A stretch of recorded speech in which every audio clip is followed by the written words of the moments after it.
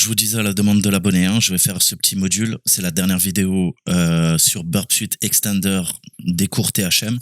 Moi, je continuerai par la suite. Hein, on ira beaucoup plus loin quand je vous parlerai comment on va faiser les API, comment on fait du pentest sur les API, puisqu'aujourd'hui, il y a une bonne partie de la surface d'attaque qui sont les API, et je suis en train de terminer un bouquin, et puis je vous ferai des cours par la suite. D'accord? Donc, on va survoler. Ça sera une petite mise en bouche, comme d'habitude, comme j'aime bien dire. Et après, je vous laisserai creuser par vous-même ou attendre les prochaines vidéos que je ferai sur Burp à ce sujet. Voilà. Donc, on va se concentrer sur les aspects modulaires de Burp Suite, la fonctionnalité exposée qui va permettre aux développeurs de créer des modules supplémentaires pour le quadriciel. Alors, coder des modules Burp Suite, c'est hors de portée de ce module, mais on peut quand même aller jeter un coup d'œil, et je vous encourage, si vous êtes développeur, à aller regarder comme toujours la documentation de l'interface de programmation. Passer en revue le processus typique d'ajout de nouveaux modules qu'on va voir ensemble. En fait, on a un magasin Burp Suite qui s'appelle Bi comme Burp et App comme application, Bi App. Alors, il n'y a pas vraiment de machine, on va se lancer Burp, et puis je vais vous expliquer les grandes lignes. Alors non, je vais pas lancer celui-là tout de suite, on va prendre le simple, pardon.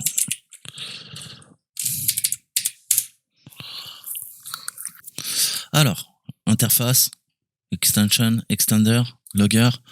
Donc, ce qu'on appelait précédemment l'extender, maintenant ça s'appelle l'extension, mais c'est le même principe. D'accord? Donc, on se retrouve sur ces fenêtres. Donc, c'est la vue par défaut de l'interface. Extender qui nous donne un aperçu des extensions qu'on va pouvoir charger dans Burp Suite. La première case, vers le haut de l'interface, nous fournit la liste des extensions qu'on a installées. Là, j'en ai aucune, comme vous le voyez, et ça nous permet de les activer ou de les désactiver en fonction du projet. Et vous allez voir dans la version pro, je sais pas dans la version gratuite, mais je vous disais, ça va aussi vous dire l'impact sur les applications en termes de cycle CPU et de RAM. D'accord? Ensuite, on peut installer, désinstaller les extensions avec le bouton supprimer, ou installer même à partir de nouveaux fichiers que vous aurez téléchargés ou qui sont présents sur votre disque dur avec le bouton ajouter. On a là add, remove, et après avec le up and down, on va pouvoir choisir l'ordre, d'accord? Puisque vous allez voir qu'il y a des applications qui rentrent en conflit ou pas, et on va vous demander, alors pareil, je sais pas si ça le fait avec la version gratuite, mais en tout cas dans la version pro, ça vous dit tu devrais charger tel module avant tel autre, d'accord? Si je dois faire l'analogie, dans un jeu vidéo, quand tu commences à le modder, Skyrim, d'ailleurs, c'est le meilleur jeu, c'est le meilleur exemple à ce sujet. Tu vas télécharger 150 000 modules et tu vas voir qu'il y a des modules qui vont rentrer en conflit avec d'autres. Donc toi, tu dois trouver le bon ordre séquentiellement de lancement de tous ces modules pour que l'un ne rentre pas en conflit avec d'autres. Et tu vas voir que certains modules doivent être chargés avant d'autres. Et ça, dans la version pro, t'es guidé. Dans la version gratuite, j'en ai aucune idée. D'accord? Puisque je l'utilise très peu.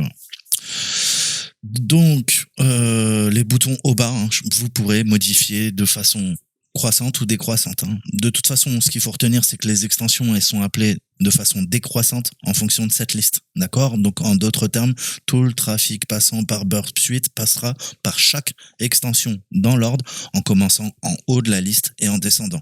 J'espère que c'est clair. Donc, c'est très important lorsqu'il s'agit d'extensions qui modifient les demandes, car certaines peuvent se contrecarrer ou se gêner mutuellement. D'accord? Et c'est là où il va falloir de bonnes connaissances pour comprendre ce que vous faites et comment interagissent les extensions et comment vous pouvez vous-même solutionner des problèmes qui pourraient vous arriver. Donc, tout en bas de la fenêtre, on a notre détail output error pour le module qui est actuellement sélectionné. On aura des informations sur le module et ça nous permettra le débogage. Donc, retenez ça, les extensions sont tout le temps de façon décroissante. Alors, je vais vous parler un peu de BiApp. BiApp Store en abrégé, Burp App Store, ça nous donne un moyen de répertorier facilement les extensions officielles et de les intégrer de manière transparente à Burp Suite. Les extensions peuvent être écrites dans une variété de langages. Le plus souvent, ça sera du Java, qui s'intègre automatiquement dans le quadriciel puisque tout est en Java dans Burp Suite, ou parfois en Python. Mais dans ce cas-là, il faudra Jython.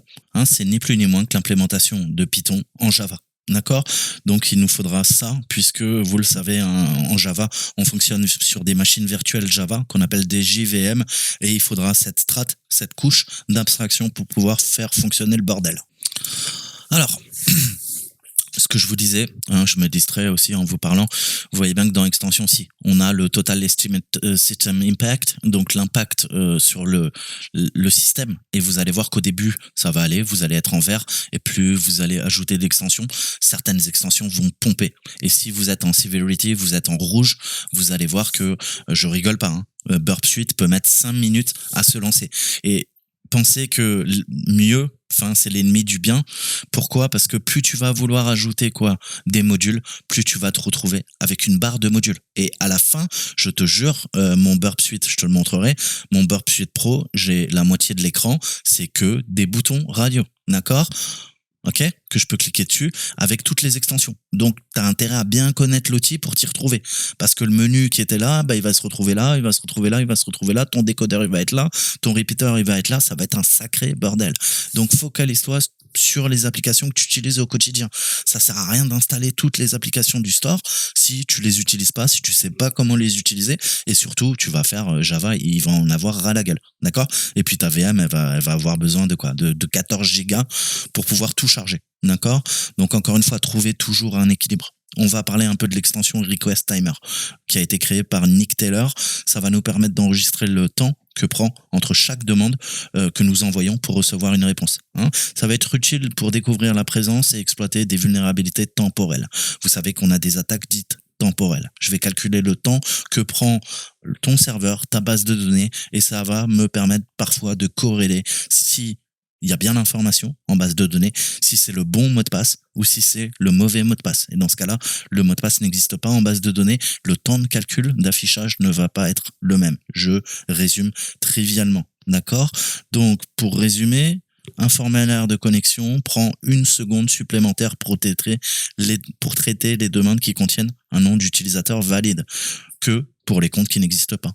Qu'est-ce qu'on peut faire à partir de là? Comme je te le disais, on va rapidement générer une liste de noms d'utilisateurs possibles, utiliser la différence de temps, d'accord? Et utiliser la différence de temps pour voir quels noms d'utilisateurs sont valides. Alors, on va aller dans App Store. Vous avez tout. La popularité et vous avez ce que je vous disais. Voilà, si. Ça va. C'est sensiblement pareil que la version Pro. Vous avez le système Impact. Voilà. Et là, vous allez voir. Alors, est-ce que je le fais? Ouais, je vais vous montrer quand même. Je vais vous montrer. On va prendre ça. Je vais lui dire, ok. Ouais, je vais prendre un truc. Voilà. Ça pompe beaucoup en mémoire, beaucoup en CPU et en temps. D'accord? Donc, tu l'installes, super. Tu vois que je suis passé en médium. Et là, tu vas voir que, ok, certes, ça m'a ajouté donc un onglet, mais plus tu vas en ajouter, je te dis, plus tu vas avoir d'onglets. Ça va être un gros bordel. Tu vas voir que la prochaine fois que tu vas relancer ton burp, qu'est-ce qui va se passer? Eh ben, ça va mettre beaucoup plus de temps. D'accord? Là, il n'y a qu'une extension. Peut-être ça sera pas visible. Si, on voit quand même qu'il met plus de temps. D'accord? Donc là, ça va, j'ai qu'une extension. Mais je te jure que si j'en ajoute, ça ne va plus être viable. Je te montre. Allez, jouons un peu, que tu comprennes bien ce que je t'ai expliqué en préambule. Ok. Installe. Ah, il faut Burp Suite Pro. Vous voyez, tout ça, c'est Burp Suite Pro. Donc, vous ne pourrez pas les installer. Je consider unloading some extension. J'ai installé 1, 2, 3 options. Parfait. Mais tu vois que maintenant, qu'est-ce qui se passe? Ben, je dois avoir, ça doit pomper, à mon avis, un petit peu. Je suis à 3 gigas. Encore là, ça va parce que j'ai rien lancé. Mais tu vas voir que c'est un peu, il y a 2 logiciels qui vont beaucoup. Il y a 2 logiciels qui vont bouffer de la RAM. Et tu vois, c'est en train de monter. C'est Burp, ok? Et c'est Maltego quand vous faites de l'OSINT. Il faudra vraiment avoir minimum 16 Go pour être à l'aise. Plus vous allez charger des points dans Maltego, plus vous allez faire d'actions et de requêtes sur Burp Suite. Vous voyez que c'est en train de monter. Plus ça va bouffer de la RAM. D'accord? Donc la plupart des gens, vous mettez quoi? 4, 6 gigas, peut-être 8 gigas. Attention, là, vous allez avoir besoin de bien plus. Il vous faudra minimum 16 gigas ou 32 gigas, ça sera encore mieux. Moi, j'ai 32 gigas, je réserve 16 gigas pour ma VM. Burp Suite, plus vous allez... Donc là, ça va encore, parce que j'ai beaucoup de RAM. Donc je peux vous assurer que la machine, avec une trentaine d'extensions, elle va mettre à peu près 2-3 minutes à se lancer. D'accord. Donc à vous de voir, encore une fois. Donc ça, c'est on ne peut plus simple. On revient sur mon App Store. Je t'ai dit quoi? On va chercher Request Timer. Alors là, tu vois qu'il y a pas mal de choses. Je peux faire Refresh List pour rafraîchir la liste. Et je peux, comme je te disais, si jamais je suis allé récupérer quelque chose que j'ai codé ou qu'un pote a codé, ou si jamais j'ai téléchargé d'un autre site, ok, une extension. Attention aux extensions que tu télécharges, hein, tu sais pas ce qu'elles font, tu pourrais te faire pirater. Donc, il vaut mieux les récupérer du store, hein, parce qu'elles ont été un minimum vérifiées. Et nous, on va s'intéresser tout simplement à une recherche. Qu'est-ce que je pourrais faire? Rechercher, c'est encore plus simple. Request, ok, timer. Voilà, il est là. D'accord? Donc, on voit le resting. Est-ce que ça a été installé, oui ou non? Je vais l'installer. Maintenant, c'est coché. Il me dit qu'elle est bien installée. La popularité, la dernière fois que la version a été mise à jour et l'impact sur le système. Ça m'a ajouté un peu de l'eau. D'accord? On a un résumé de l'extension qui nous dit, écoute, cette extension capture en effet le temps de réponse des requêtes et on va faire des attaques de temporelles, timing attack. Et encore une fois, ça peut être filtré par outil, proxy, scanner, intruder, blablabla, blablabla. Et ça demande du Java 8. D'accord? Donc ça, on vient d'installer l'application. Parfait. Maintenant, je peux retourner là-dessus et je vois bien qu'elle sera chargée. Si je veux la décharger, voilà. Donc là, la prochaine fois que je lancerai, elle sera pas chargée automatiquement. Et je peux décider de la charger quand je veux. Ça peut être une idée pour minimiser l'impact sur votre système. D'accord? Là, il m'a dit qu'elle a été chargée. Donc, dans l'extension, qu'est-ce que je vois? J'ai mon output, j'ai mes erreurs au cas où vous avez un problème. Et là, on a quelques variables. Item, extension type, c'est bien du Java. Le file name, on a quoi? On a le chemin. On voit que c'est une archive jar, c'est normal, c'est du Java. Le HTTP handler et le suite-lab. Donc, comme je vous disais, on voit que là, qu'on a quoi? Ça vient de nous ajouter un nouvel onglet ici. D'accord? Alors, parfois, ça le fera, parfois pas. Différentes extensions ont tout simplement des comportements différents. Certaines elles vont ajouter simplement un nouveau élément au menu contextuel clic droit. D'autres, comme ici, créent des onglets entièrement nouveaux dans la barre de menu principale. Mais tu as bien compris que là, après, ça va aller là. Et je t'ai dit, moi, je me retrouve avec ça. Et c'est un bordel, c'est très moche et ça prend du temps. Alors, maintenant, on va voir comment on peut utiliser des modules Python dans Burp Suite. Il va nous falloir un fichier jar Jython interpreter. D'accord? L'interpréteur Jython, c'est une implémentation Java de Python. Comme je te le disais, le site web nous donne la possibilité d'installer Jython sur notre système ou de le télécharger en tant qu'archive Java autonome. Les fameux jar qui sont à la fois compressés et qui sont à la fois des binaires qui vont être chargés par Java. Tu lui dis Java-jar plus le nom de ton jar, .jar. D'accord? C'est comme ça qu'on lance une application en Java, tu le sais. Alors, soit tu vas sur le site du Jython, on va aller choper Jython. Tu peux récupérer naturellement le package, d'accord? Tu vas aller dans Download et tu veux le standalone, celui-ci, d'accord? Pourquoi se prendre la tête si on doit avoir une version en théorie qui est ici? Je l'ai vu passer tout à l'heure en plus, c'est ça qui me tue. Ok, bon, je suis fatigué, on va pas se prendre la tête, on va faire ça. Hop, je vais télécharger le standalone. Hop, je le télécharge, parfait, on a notre jar. Alors, on va se faire un petit endroit sexy. Sudo cp à partir de téléchargement, tu vas me prendre notre package. C'est quoi que je veux? Téléchargement, on a dit, Python standalone, voilà. Il doit être là, ou pas. Oui, il est là. Donc, je vais lui dire sudo mkdir burplib. Je vais l'appeler comme ça, pour les librairies. Je vais aller dans le nouveau répertoire que je viens de créer et on va copier là-dedans notre ami Jython. Jython dans le répertoire courant. Point. Ok, il est là, parfait. Donc tu vois que là, ça marche pas. Il te dit, ouais, t'es gentil, va, et parfois il y est pas. Il est pas présent. Est-ce qu'il est présent? Moi, je sais pas. Il me dit que... pourtant, il faut passer par les options. Java Environment, Python Environment. Intéressant, d'accord? C'est là que je vais lui dire, écoute, tu vas dans Toto le hacker, je vais créer un répertoire burplib. Voilà, d'accord? Automatically reload extension on startup et automatically update. On voit que c'est assez simple, hein, sauf que le magasin BIAP le fait pas pour toi, c'est à toi d'aller dans les options. Donc maintenant, qu'est-ce qu'on vient de faire? On vient de définir notre environnement Python. D'accord? Ça va être très utile. Et on va pouvoir maintenant utiliser quoi? Des extensions en Python, hein, et qui vont bien être interprétées en Python et implémentées en Java. Et on va faire la même chose pour JRuby. Tu l'as compris. Et comme ça, vous aurez un burp, même si vous n'utilisez pas la version pro, vous aurez déjà de bonnes bases pour travailler.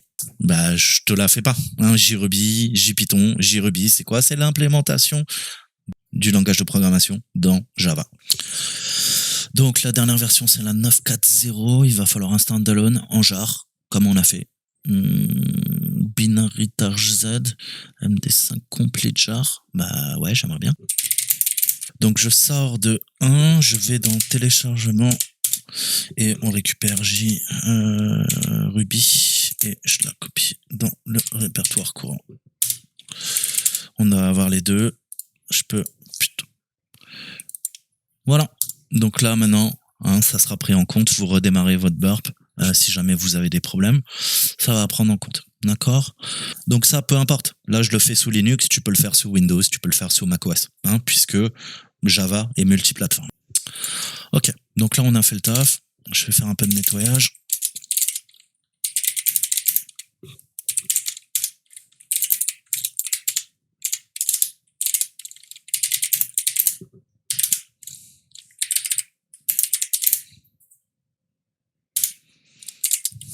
Ok. Alors maintenant, on va parler un peu de l'API.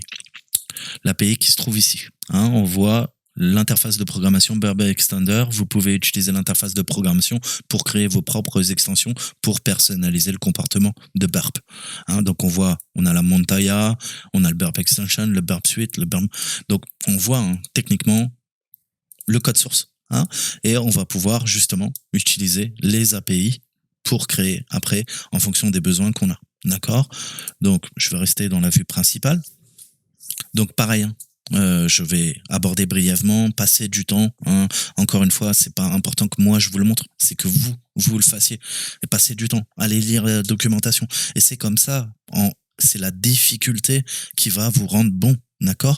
Si vous êtes tout le temps en mode facile, à regarder que les autres vous montrent faire, vous n'allez jamais progresser. Ou vous allez mettre à 50 ans à progresser ce qu'un mec ferait en 6 mois, en 2 ans, en 4 ans, en 6 ans.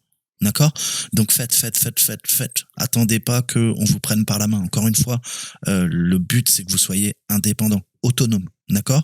Alors bien sûr, les autres vont vous aider, mais ce travail de fond, il y a personne qui peut le faire. Quand bien même moi-même, je peux pas le faire pour vous. C'est à vous de le faire. Donc on peut sauvegarder les fichiers d'interface, les Javadoc. Si je prends le collaborateur, on va prendre quoi?